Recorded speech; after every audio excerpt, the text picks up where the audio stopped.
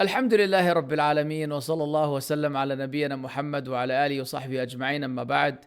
It's been a while since I've commented or reacted to some of the uh, wild stuff, wild occasions, wild events that are taking place in the da'wah scene. So many podcasts that are actually more of debates that have been framed as podcasts or someone hosting a guest, but in reality it's people just going at each other. So many friends turned foes, so much hatred, so much disunity, so much confusion, so much and so much.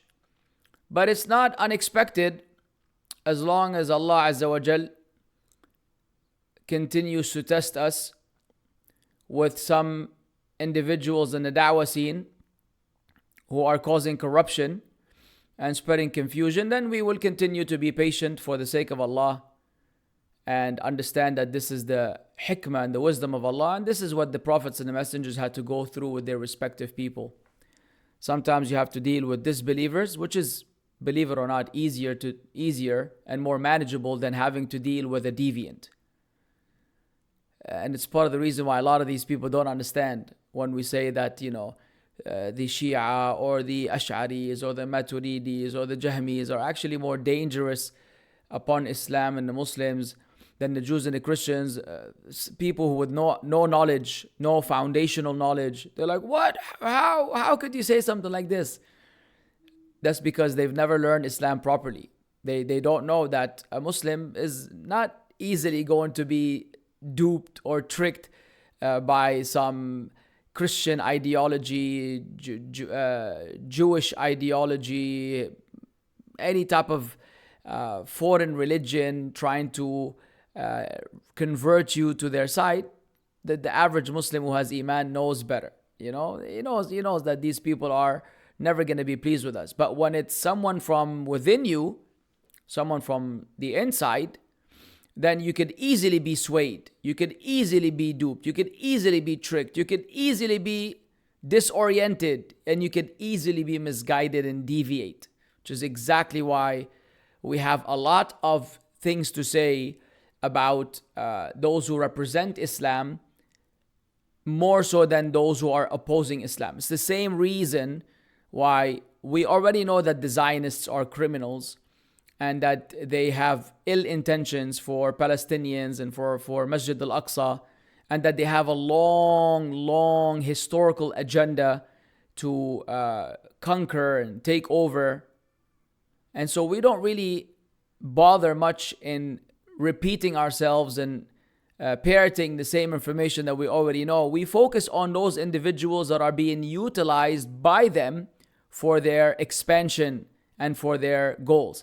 Ironically, those who oppose us, they say that we are the Zionist agents and we are the people that are supporting the Zionists in this regard, when in reality, the only reason why they consider us to be Zionist agents is because we didn't have the same position on boycotting Starbucks and McDonald's as they have, even though a lot of us have boycotted these brands and some of us have not boycotted these brands. But to us, boycotting is a matter of secondary issue. It's a very secondary issue, definitely not primary. And because we criticize Hamas, because we see Hamas as a tool, not every person within Hamas, but Hamas has been a tool that was used for the expansion of the Zionist state. And that's why currently, as we speak, they're still killing Palestinians in Gaza. They're trying to now relocate them outside of their homeland. And they're discussing how they're going to take over the land. And was that a discussion prior to October 7th? Not necessarily. Could have been a long-term plan. It was in the making. What expedited the process? What was the catalyst? There you go. So who died? Muslims, innocent Muslims. Were we victorious? No, we were not. You could stop lying to yourself at this point and understand that this was a loss. So this is it's an ideological disagreement based on the understanding of the Quran and the Sunnah.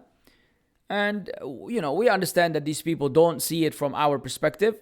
Sadly, because they don't see it from our perspective, they have the nerve and the audacity to make us and call us names such as rabbis and agents and slander and lie and exaggerate. Because these are emotional, political people that really don't care about the foundations of Islam. That's why someone like Princess Danielle is no more than a shirk apologist.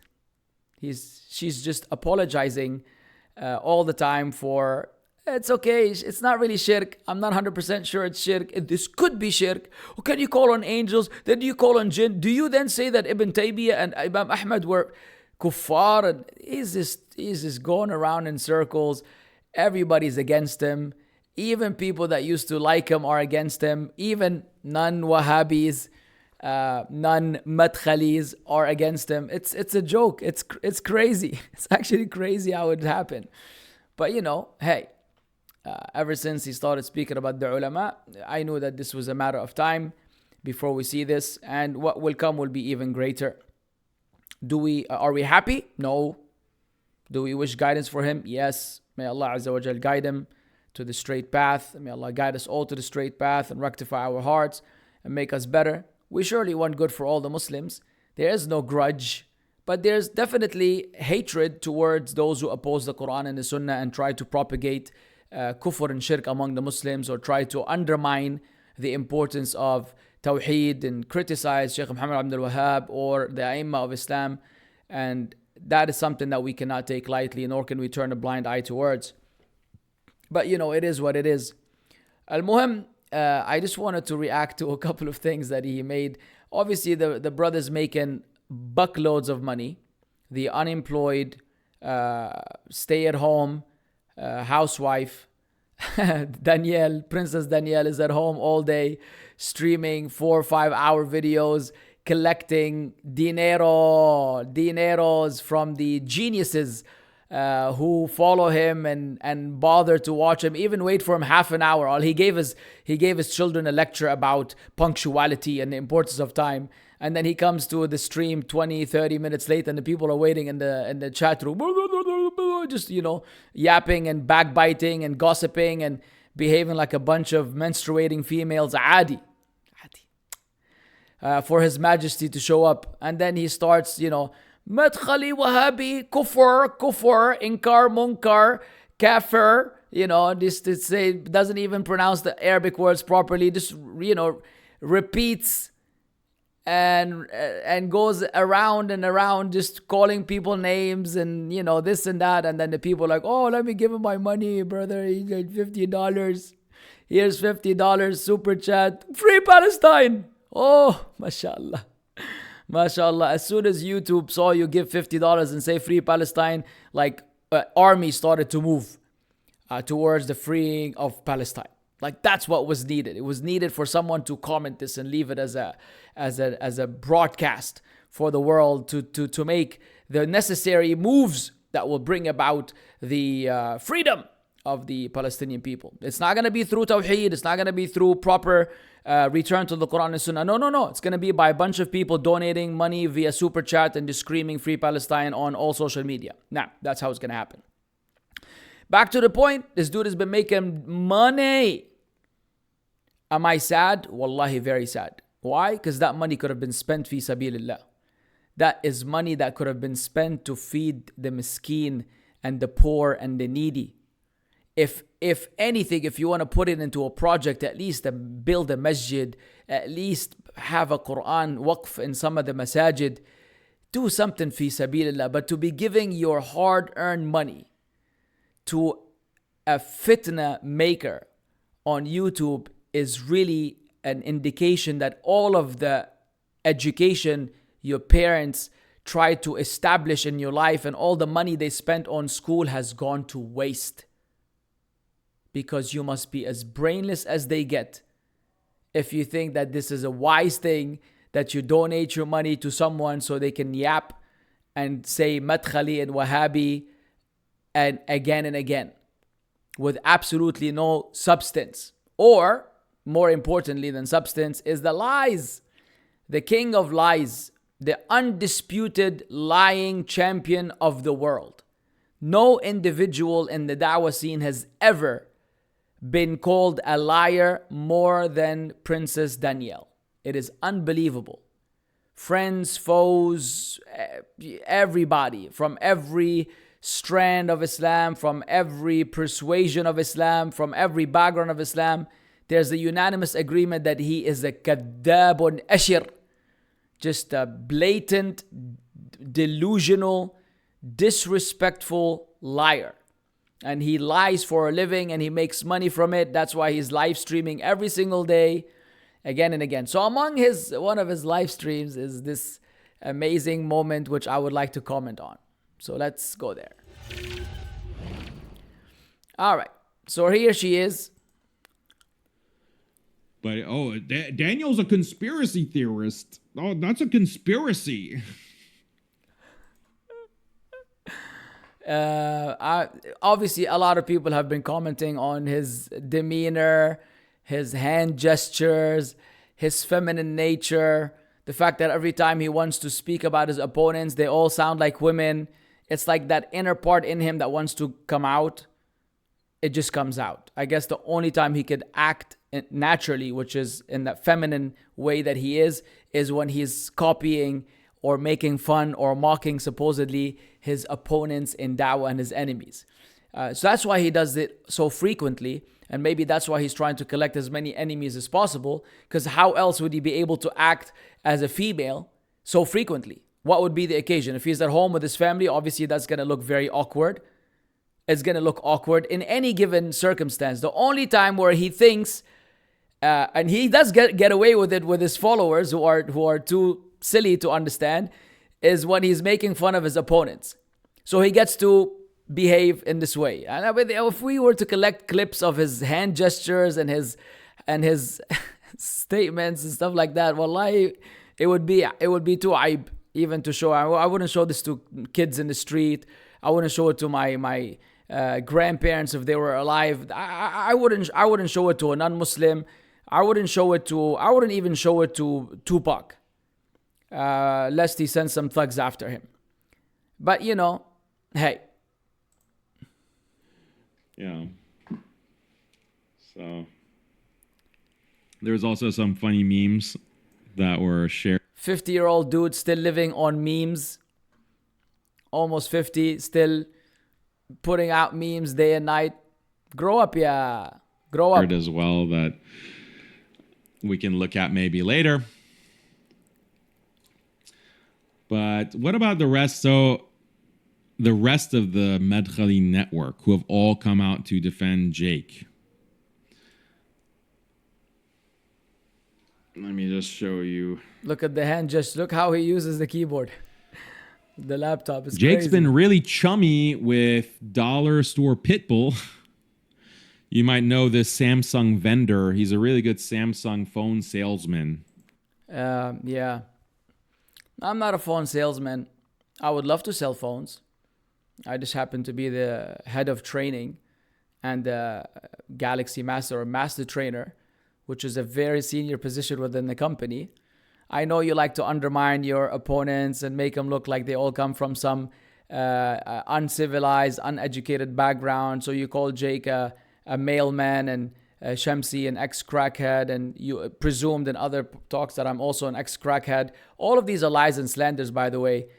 You want to make us to seem like we are all not as qualified as you because we didn't go to the gay university that you went to, where we didn't learn how to be a feminine man like you. Alhamdulillah that we come from a background where we were men. Whatever we were doing, at least it was that of men, behaving like men. And we turn out to be men, alhamdulillah, with families that we look after and take care of. So we're very happy that we don't belong to your category. Alhamdulillah, I wasn't, a Shi'i before, cursing the companions of the Prophet ﷺ and the mother of the believers, Aisha. Alhamdulillah that we were not there. But anyways, so let's see. I presume he thinks he is. But this guy Wajdi, which you might remember from the Judeo-Muslims video where he's laughing at Palestinians, dying Palestinians, he's laughing and saying. So why do we call Princess Danielle a liar? This is a prime example. If you don't investigate these claims, then you would believe it. Like if I didn't know myself, I would believe it as well. Can you imagine a Muslim laughing at the dying Palestinians? Ya akhi, you have to be one wicked shaitan to claim that your brother was laughing at the dying Palestinians. What, even non-Muslims with zero iman in their heart, who are neutral, meaning they're not pro-Zionism, they were crying and shedding tears from the scenes of these innocent children and women dying. We know that you pass takfir loosely, even though you claim otherwise. You call someone a rabbi, you claim it's not takfir, whatever.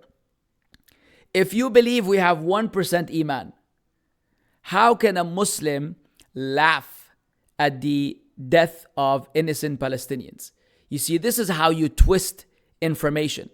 So you take a video where I'm laughing at people that have made boycotting their religion, people that have made protesting their religion, people that are blindly following Hamas, even if they affiliate with the enemies of Islam, the Rafida, and we call them out for that. And since you want unity with everyone except with the Wahhabis and the Madkhalis, it seems, you're willing to sell your soul and sell the religion and sell everything for the sake of saving the Palestinians. Supposedly, you consider that. You consider those statements where we're calling out people for boycotting or protesting or whatever as laughing at the death of Palestinians. Ya akhi, fear Allah. Ya akhi, fear Allah, fear Allah. How do you not fear Allah? How do you say this with a straight face? How can you say this with a straight face? How can a Muslim laugh at the death of Palestinians? Allahu Akbar.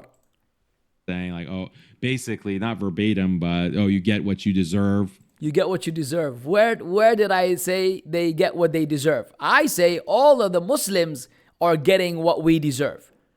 We have been abandoned by Allah for falling short in representing and living up to Islam. So it's a punishment for the ummah that we are weak and we are inferior and we are being subdued by various entities because of our detachment from pure monotheism, from pure Islam. So it is not the Palestinians per se that take the blame. I take the blame first. The Lebanese people take the blame. The Muslims in India take the blame. The Muslims in America take the blame. The Muslims in the Gulf take the blame. Every Muslim everywhere in the world who is falling short in living up to Islam is to blame for the calamities that are befalling the Muslims. So how do you say that they get what they deserve? What do they get what they deserve? What they're going through is unimaginable in terms of being oppressed. Is that what they deserve? They deserve freedom. They deserve help. They deserve emancipation from this situation that they have been tested with. That's what they deserve. And it's on the Muslims to make that happen. But for that to happen, we have to go back to our religion, as I've explained in many lectures and many talks, such as Palestine, you've been deceived. But of course, brother, you will never represent my actual view. You will never listen to a talk of mine in context. You would select the parts that you find in support of your preconceived notions against me and against others, and then you will tell the people that this is what we say, this is what we believe, and you know you're a liar. Allah knows you're a liar. The whole world, except of your foolish followers, know that you're a liar. All of us in da'wah know that you're a liar. Straight up. I don't think there's an exception. Everybody in da'wah knows you're a despicable, disgusting liar. Because you lie through your teeth with absolutely no shame. And if only your followers had just a little bit of a higher IQ, they would have figured you out by now. And those who have left you. those who have seen the light have surely left you behind. You get what you expletive get what you deserve. That's what Wajdi was saying, laughing. And clear-cut bootlicker lives in Saudi. Living in Saudi makes you a clear-cut bootlicker. You see the slanders, you see the violations of an honor of a Muslim. So when we violate your honor, it is only reciprocation. It is only retribution. And Jake is retweeting him with praise, and then he praises him. So this is Sheikh Yasser Hanafi. So Jake is a deviant madkhali bootlicker because he agrees with me on my stance against Ash'aris. And this is Daniel's methodology of misguiding his followers.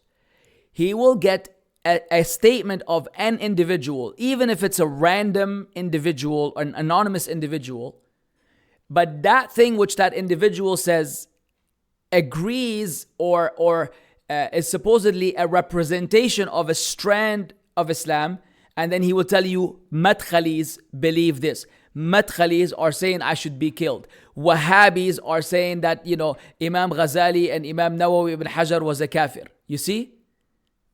Or they're hiding their aqidah. Or ask him if he can call on jinn. Ask him if he can call on angels.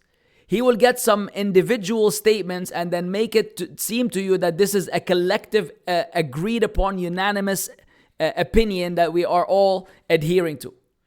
And this is part of his twisting and lying to deceive the people. A very Dajjal-like approach to Islam. This sincere mukhlis taqi, Sheikh Daniella, Shaykha. Criticizing Rabbi Ferris, actually, by the way. Rabbi Ferris. Look how casually he calls a Muslim a rabbi. And I've mentioned in other clips that rabbi is a statement of takfir. Because you're not only saying this person is not a Muslim, but you're also attributing to him a religious position among another religion. So that is classic takfir. That is takfir mu'ayyan also. You're like specifically saying his name, he is Rabbi Faris. Yani this is takfir mu'ayyan. Not even mutlaq. Not just say, look, you're saying this person is a rabbi. Ya waylak min Allah. Ya waylak min Allah. Your day will come, ya Danielle. Your day will come. Just remember these words. You can have fun now and keep collecting them super chats, but wait. About La ilaha illallah, where Rabbi Farah said, Abu Jahl believed in La ilaha illallah. Abu Jahl believed there's no God but Allah. Remember? Yes, Abu Jahl believed in La ilaha illallah. Allah says in the Quran, وَلَئِن سَأَلْتَهُمْ مَنْ خَلَقَ السَّمَاوَاتِ وَالْأَرْضِ لَيَقُولُنَّ اللَّهِ. If you were to ask them who created the heavens and the earth, they will say Allah. And that whenever they were in trouble, دَعَوُوا اللَّهَ مُخْلِصِينَ لَهُ الدِّينَ. They would call on Allah, being sincere to Him in their religion. Then when Allah saved them, they went back to shirk. So yeah, Abu Jahl believed in a form of Tawheed. Remember that? So Sheikh Yasser is criticizing that. And then Abu Mussab Wajdi. Sheikh Yasser, another classic liar. Obviously, they're both Deobandis. And Deobandis follow the Ash'ari or the Maturidi Aqidah. And they're known for lying. They lie against the ulama of Ahl Sunnah wal Jama'ah. And they claim that they are part of them. So naturally, lying is in their blood. So another misguided, wicked person who has lied against Shaykh al-Islam ibn Taymiyyah, this Yasser al-Hanafi, has lied against Shaykh al-Islam ibn Taymiyyah. They mistranslate and misquote based on a bunch of, non-Arab audience to a non-Arab audience who don't understand Arabic. So they select whatever they want and ignore whatever they want. And they're people like, okay, I believe you, Shaykh. Wajdi comes in and says some nonsense as usual. You think any sane Muslim will learn Tawheed from an Ash'ari? Yeah. Do you think any sane Muslim will learn Tawheed from an Ash'ari? How could you learn Tawheed from an Ash'ari? The dude follows a aqidah that is not the aqidah of the Prophet ﷺ and the Sahaba. Clearly, Imam al-Ash'ari, who came some 260 years after, It could not have been the aqidah of the Prophet ﷺ, especially when it comes to the matter of the Quran, the creation of the Quran, Allah Azza wa Jal speaking, the sound, the harf, the matter of al-asma wal-sifat, al-ithbat wal-inkar wal-tashbih wal-kayfiyah, things that you haven't studied, clearly you haven't studied, especially when you quoted that clip that is attributed to Imam Malik rahimahullah when he said al-kayfu majhul, that the modality is unknown, and he said this is tafweed. Yeah, jahil murakkab. You don't know anything and you don't know what you're talking about. You made a fool out of yourself because your writers, who do all the work for you, obviously they cannot educate you in a very short span of time. You haven't studied any of this. Somebody does the research for you. You have a team of researchers. They go do the work, and then they report to you, and you're like, yes, I will be paying you after the next 7 hour. The next 7 hour live stream should bring about a good $1,000, and all of you will be paid for your hard work. You have worked very hard. Oh, my team, collecting everything that deviates the Muslims from the path. Good job. When you know who Allah is, try to teach us then. So Sheikh Yasser. Yasser. Sheikh Yasser. What in the world is Yasser? It's Yasir. It's an Arabic word. You have to pronounce the words the way they are meant to be pronounced, especially in a foreign language. If someone's name is whatever in English, we should try to mention his name in English to the best of our ability. An Arab cannot call another person Dafid. Yeah, Dafid. His name is David, brother. Try to say David, Aib, out of courtesy for the person. So it's an Arabic word, and it's Yasir, not Yasser. He's ignorant of Tawheed. You don't even know who Allah is. Yes, Yasser is ignorant of Tawheed. You're right. And he doesn't know who Allah is. Not everything about, obviously he knows something about Allah, but not enough. Again, he doesn't explicitly takfir, but that's the subtext. We've never takfired them. See what a liar you are? Wallahi, you're a liar. I have an entire playlist on my channel. Al-Aqidah al-Wasitiyah with the Sharh of Shaykh Muhammad bin Salih al-Uthaymin rahmatullah alayhi. We covered the whole book, and the whole book we repeatedly expose the Asha'ira and the Maturidiyya and the Jahmiyya and the Mu'tazila for their deviance, but we've never ever passed takfir on the Asha'ira and the Maturidiyya. I don't believe Yasir al-Hanafi is a kafir or a mushrik. I don't believe that he is, and I've never passed takfir on a Maturidi or on an Ash'ari. But the person who calls fellow Muslims for drinking Starbucks or for saying boycotting is not necessarily something you have to do, especially if you live in a Muslim country, you call him rabbi, you're saying now that I'm passing takfir on him because I said he doesn't understand, he doesn't know who Allah is. You're not even a Muslim. And then Jake retweets that. And then replies, this guy, meaning Sheikh Yasser, has been spreading lies for decades now. Oh, decades. He's been spreading lies for decades. You didn't say anything until you moved to Morocco, the Abraham Accord country. He's been... Look at this wickedness, man. Imagine a brother who lived in America, moves to Morocco, and then an occasion like this happens, and now he's always been against the Ash'aris. He decides to speak on the subject matter. This guy with this conspiracy theorist mind wants to insist that it has to do with like the Abraham Accord because Morocco is part of the Abraham Accord countries. Do you understand, guys, to what level of 008 beyond James Bond mentality this is? This is borderline insane. Like he gives you the impression that Jake, packed his bags, traveled to Morocco. Upon arriving in Morocco, there was like a government entity waiting for him. They took him in a limousine, some fancy car, took him to the, the palace or the royal palace in Morocco. Said, Jake, we've been waiting for you for many years. You are the Muslim metaphysician. You have a great influence in the Muslim world.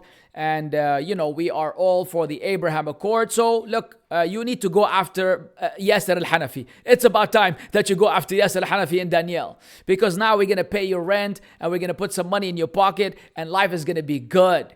All right. And then he gives you the same impression that the same thing happens with me.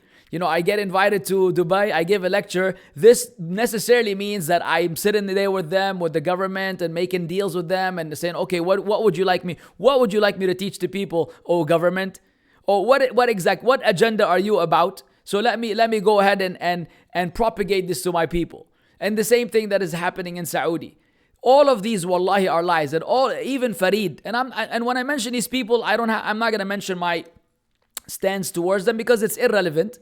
It's irrelevant right now. I have differences with many of them, but that's not the point of contention right now. He gives you the impression that all of us are agents of governments who have these secret meetings, and we are getting spoon-fed what to say to the people. And each and every one of us will make an oath by Allah in front of the Kaaba that he is a liar and that we have nothing to do with any government whatsoever. And you don't want to take heed? You have not taken heed. You haven't paid attention. How many of us have repeatedly said that we are not connected with any government whatsoever? And the reason why we don't speak about the rulers in the Muslim world is because we are prohibited in the Sunnah of the Prophet ﷺ to speak about the rulers in the Muslim world. You haven't gotten the message yet. You haven't understood that. And yet he still insinuates that it's all part of some big scheme. Because he is so important, we're all coming after him now. Correct on many, he's been corrected so many times, but still continues to lie about such matters. This is such a low-level argument. You'd think that he would have upgraded by now. I hate to face Allah on the Day of Judgment in his current state.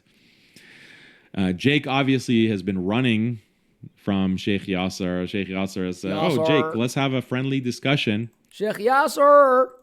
And you can explain to me why the Ash'ari Aqidah is false. And Jake has been running. Will never agree to face anyone. And then Wajdi says, I was asked by a masjid in his city to deliver a lecture on the reality of the Ash'ari.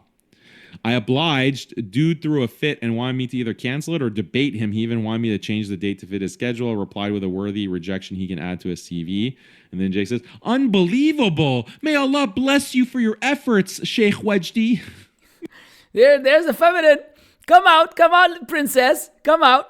I know you can't. You wait for these moments. Yalla. Addiha. Ataha. May Allah bless you for your efforts. This idiot lives in Riyadh. He travels all the way to the UK to teach about the dangers of the Ash'ari. See, here, how do we prove that? How do we prove to the people that Daniel is a liar? This idiot, Jazakallah khair, Allah bless you. Thank you, princess. Lives in Riyadh. He travels all the way to the UK to teach about the dangers of the Ash'ari. You see the misrepresentation? I traveled to the UK to be part of a dawra ilmiya, wherein I taught an entire book called Fadlul Islam. And then, because of some masajid being interested in having some lectures, either before or even while I was in the UK, we were arranging still where to go and what the topics were to be. And generally, I give the right of choice to the masjid if they want a particular topic to be addressed that they believe their congregation needs to hear about. And this one particular masjid wanted me to speak on a subject matter, and I obliged. Because it is something that is part of my field of expertise. It's something that I've studied, it's something that I've taught, and it's something that I'm capable of speaking about.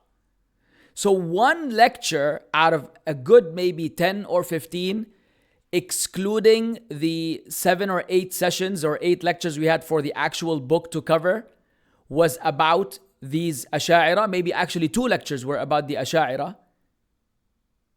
And it's an important subject matter for sure, because the irony is that hypocrite Yasser wind up giving a lecture about the Ash'ari and the Maturidiyya soon after, somewhere in Birmingham.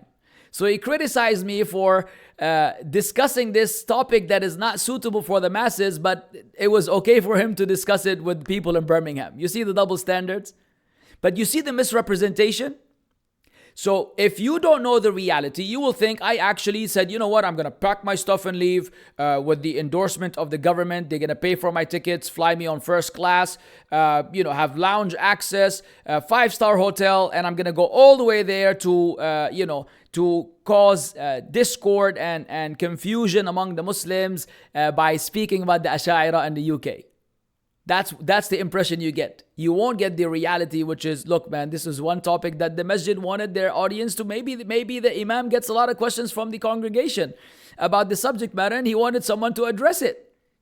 You see how he lies? You see how easily and swiftly and effortlessly he lies, and that's why they call him a pathological lie. He lies so effortlessly, it's like breathing to him. He's just breathing lies. This is the big thing affecting the iman of Muslims in London and Birmingham. This is the big danger to the iman is the Ash'ari, what the Ash'aris believe about istawa ala al-arsh and ulu. He flies. Yeah, make fun of the names and attributes of Allah, ya ta'ban. Make fun of the names and attributes of Allah. Go ahead. You're saying I made fun of the Muslims, Palestinians, for dying because I'm saying something that may sound like you, but you're not making fun. According to your standards, you're making fun of the names and attributes of Allah. You're making fun of the istiwa of Allah subhanahu wa ta'ala. Bravo, congratulations. Tit for tat. Of miles to lecture in English. He himself can't teach Arabic somewhere in Saudi, in Riyadh, to the local population. He has to travel. So look at this, what you would call it, curveball. So he now is trying to, again, slander and suggest that I'm a paid agent. How? Well, I'm an Arab. I should be giving lectures to Arabs in the masajid. But why am I instead traveling all the way to the UK to discuss the Ash'ari? Something is fishy. Like, dude, do you not understand how life works?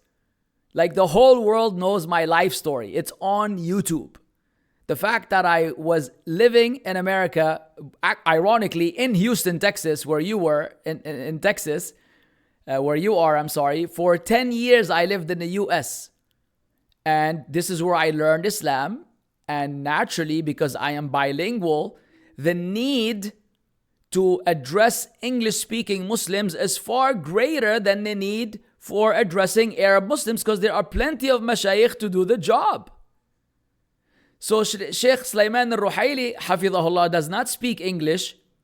He does the job of conveying the proper orthodox Islam to the Arabic-speaking people.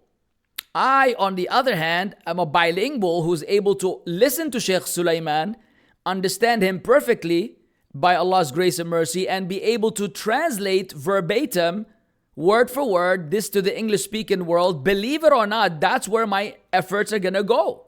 Because I am bilingual, ya ghabi. Ya ghabi. You idiotic subhuman. Don't understand, can't even figure out 1 + 1. For you to think that you got a gotcha moment, they got a W. Oh, ha, look at this agent. He's Lebanese, but he's in Riyadh and he's going all the way to the UK. I mean, how do you sleep at night, bro? How do you sleep at night? In your nightgown? What do you do at night? You're just sitting there thinking all the time, yeah, man, this dollar pit, what is it? What was I called? Dollar store pit bull. Yeah, he's just sitting there. Why is this guy going to the U? Why is he speaking to the English-speaking audience? That must be he's an agent. Oh my God, I figured it out. I'm gonna do a live stream on it tomorrow. Ya rajul, istahi ya rajul. For the most critical content, the most critical information, the Ash'ari, and may Allah bless you, Sheikh. May Allah bless you. Yeah, princess. For your efforts. Princess, hello. Wow, Jake, this is quite a lot of love you suddenly have for Wajdi. We've had love for a while. I've chatted with him a long time ago on Twitter. on these issues. So there's been mutual appreciation. Perhaps I believe, I don't know. At least I appreciate a lot of his work, especially against the Ash'ari. I differ with him on some critical matters, but those are things to be discussed, inshallah, to be discussed. But it's been there for a while. You just don't know about it. So you assume again that it's all because of you. All of a sudden, as soon as you move to Morocco. And then for perspective, we have Sheikh Hassan Diddu, one of the foremost ulama in the world, who's also Salafi, by the way, who's all... Yeah, anyways, we can go on forever. Yeah, you take from Diddu whatever is convenient and you reject him whatever is convenient. You're a fatwa shopper, and this is the trait of the Zanadiqa. The Zindiq is known for fatwa shopping. You continue to look for whoever champions your opinion, and then you give them thumbs up, and then as soon as they say something else, you act like you don't know them. I don't want to waste everybody's time with this, man. I can go on forever reacting to all of these lies and slanders. But for Allah's sake, people, please wake up already. Please get a grip of what's going on. Please understand that you're being deceived. We have no personal issue with this guy. He hasn't stolen my car or taken my job or affected me in any way. Well, and the fact that he's making money it's not like the money he's making from you is not money he's taken from my bank account. I don't care. I'm just sad for the Muslims, and I'm sad for those who have been tricked and deceived by this individual. We have absolutely no personal beef. And you know what? As vicious as we could be online, if I were to meet him, I would give him the respect that the Muslim deserves. You know, I'm not a thug who goes around and bullies people like a lot of these people say, when I see you, I'm going to do this and I'm going to do that. No, at the end of the day, even those that we differ with, if face to face, you will still treat the Muslim the way he deserves to be treated. But at the end of the day, we cannot be quiet, and it's our fault actually. We've given him so much attention that now he's amassed this huge following, and then we're just trying to basically do damage control because a lot of people are getting tricked. Yeah, he came up with this anti-liberal, anti-modernist, anti-feminist. We were like, okay, look, Daniel's doing a good job. We gave him a little bit of a thumbs up, a little bit of support. He went all out, and now he's against everybody. And we're like, man, dude, look, we're somewhat responsible because at some point we actually supported this guy. At some point we actually defended him. At least I defended him in some way. Way in the beginning, one day Abu Taubah and these people went against him, I defended him. The whole world can see it. I'll post it in the description, inshallah. I defended Daniel back when he was still small, when he wasn't as known and popular, if I may use this word. Infamously popular, unfortunately. I defended him. I have no issues with the guy. But wallahi, today, wallahi is not the same person. Or at least he might have been like this the whole time, but he was hiding, and now everything is coming out. Everything is coming out. So you don't want to see the truth? That's on you, man. Allah al-musta'an. Subhanakallahumma bihamdik. Ashhadu an la ilaha illa ant. Astaghfiruka wa atubu ilaik. Assalamu alaikum wa rahmatullahi wa barakatuh.